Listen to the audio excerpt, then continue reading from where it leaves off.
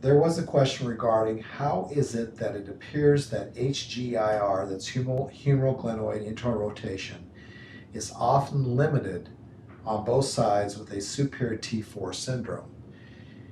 My job this afternoon is to answer that question as briefly as I can, hopefully making sense out of why I think that's possible and what are some of the underlying reasons for bilateral humeral glenoid internal rotation restriction or limitation. I thought what would be really good first is to just review with the audience what a superior T4 syndrome is. And we really look at these right superior T4 syndromes when the patient that you're working with has a decrease in their left apical expansion. When you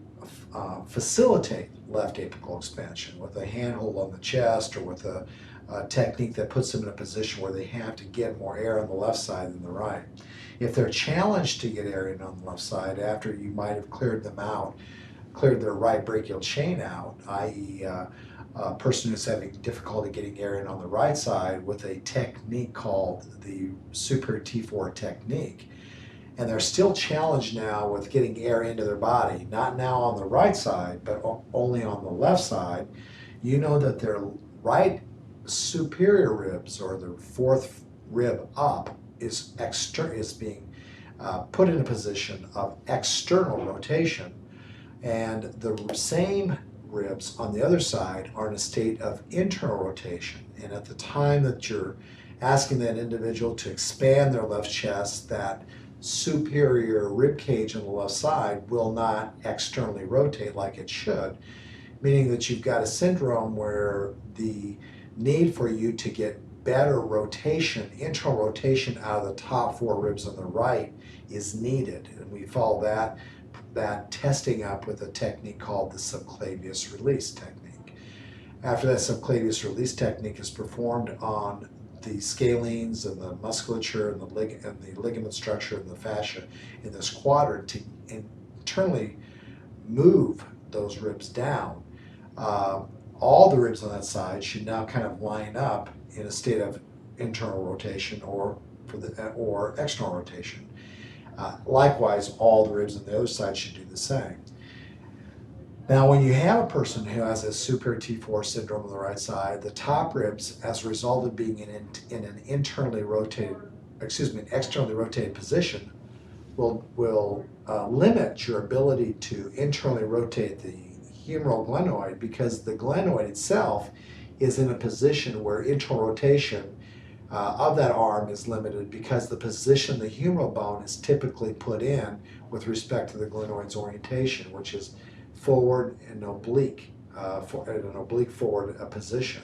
So by taking the arm back on a scapula that's not in the correct position because of the underlying ribs, that internal rotation will be limited when passively, or for that matter actively, tested. On the other side, if this individual only has a superior T4 syndrome and cannot get air on the left side but can get air on the right side, that individual is not in a bilateral brachial chain state. They're in a superior T4 situation. If they have limited internal rotation on the left side, it may be from a number of things. One of those things may be that the musculature that you externally rotate the humeral bone with, that would be your teres major and your infraspinatus muscles, are actually overly strong or short because of the ongoing compensation that's been going on and them trying to externally rotate that arm, because these ribs are now in an internally rotated position more than the other side. So that musculature is constantly working hard, and that muscle may actually be short, may actually be tight, and therefore true HGIR limitation may occur. The other thing that might be happening is that the spine itself, not the rib cage, but the spine itself may be more in a thoracic extended state. And these flat spines, even though that you get your rotation back of the ribs, the spine itself may still be in somewhat of an extended state. So the position of the trunk now, not as a result of the rib orientation, whether it's a superior T4 condition or whether it's a bilateral brachial chain position, is on a spine that's still somewhat too flat. and that could result in bilateral HGIR limitation.